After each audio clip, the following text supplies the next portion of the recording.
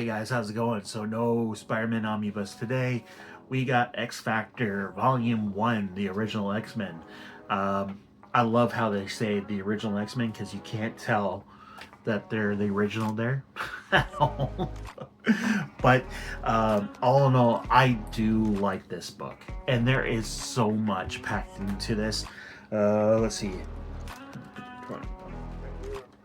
There's 45 issues, and then it's not just X Factor. They got Iron Man, Avengers, Fantastic Four, Thor. Did I say Spider-Man? There's Spider-Man. Power Pack. There is an issue of Mephisto and the X-Men. Marvel Fanfare. The Incredible Hulk. So there's tons and tons of stories in here from different series, which I kind of dug.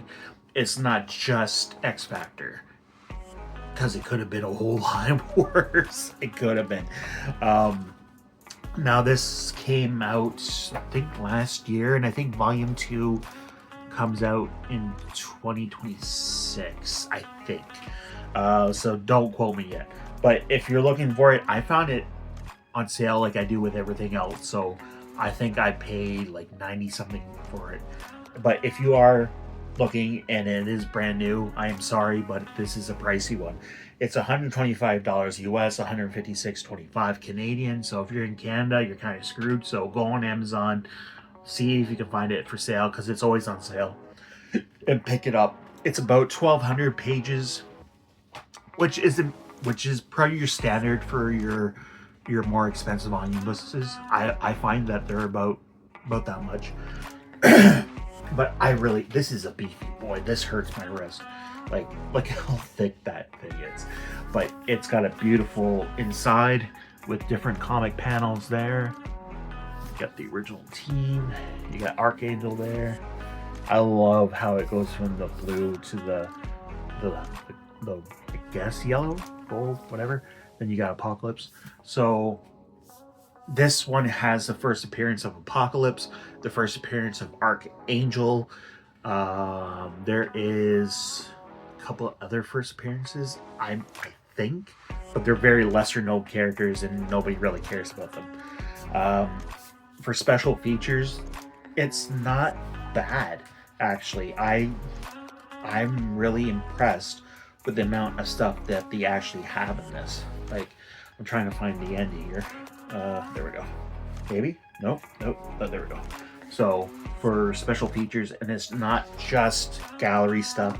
There is some really cool fillers in here. They got some stuff from the Mutant Massacre stuff. Get some original art stuff. So, like I said, it's really packed. I really like this one. That's pretty cool. But for art, yeah, for 1986, I really liked it.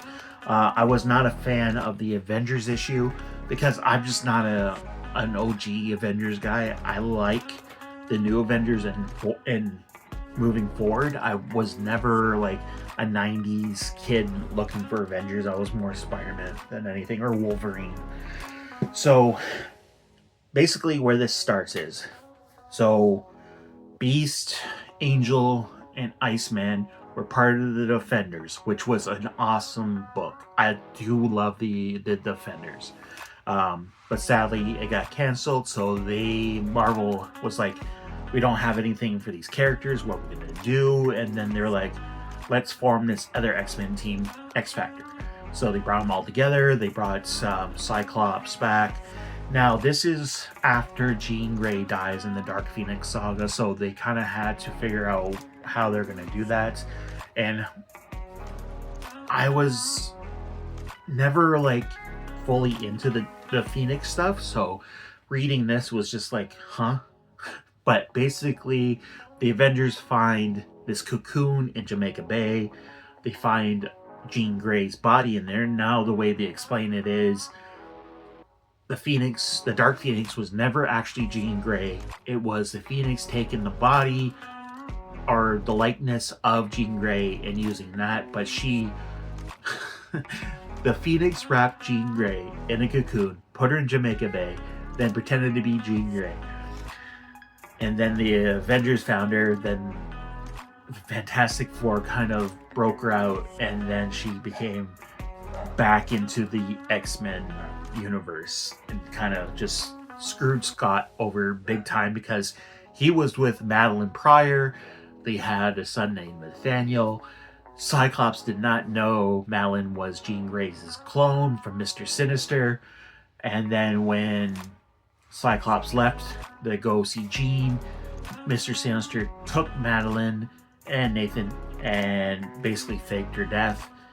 But she wasn't dead because, she becomes the Goblin Queen, blah, blah, blah.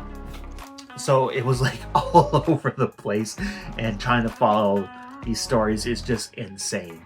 I did love the Amazing Spider-Man issue. I thought that was really well done. The Incredible Hulk is the Grey Hulk, and that was pretty cool because he's fighting the X-Men. But as for art, I kind of dug the art. Like, it wasn't horrible. Like, I didn't think it was horrible. Here's the first appearance of Apocalypse. Kind of just in the shadows there. Now he became like the villain of X Factor, which was pretty cool.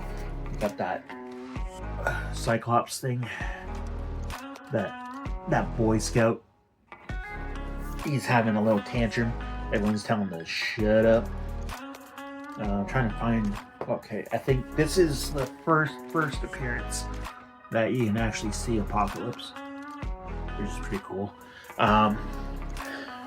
Okay, so Beast kind of went through this experiment where he got rid of all his blue fur, all his feral features, and just became Beast, like the original Beast again. Angel lost his wings to the Marauders. Him and Jean were kind of in a relationship, which is odd to see him and Jean in a relationship. Then he loses his wings, and then Apocalypse kind of grants him his wish to get his wings back, becomes the Angel of Death, and blah, blah, blah. But all in all, I dug it. I really enjoyed it. I love their outfits. I think they're all well done. And they do... Oh, there's Angel without his wings. I think their outfits look really, really cool. So, if I can find... Thor. I don't really care about 80s Thor. Never really have. If I can find Archangel, that'd be cool. I should have bookmarked this. I might not be able to find it. But they do another other costume switch at the end of the book, so it's just basically different colors. I don't like how they there's Archangel. Give me 2 seconds. So there's the issue where he comes in, where he goes from Angel to Archangel, and if I can find it,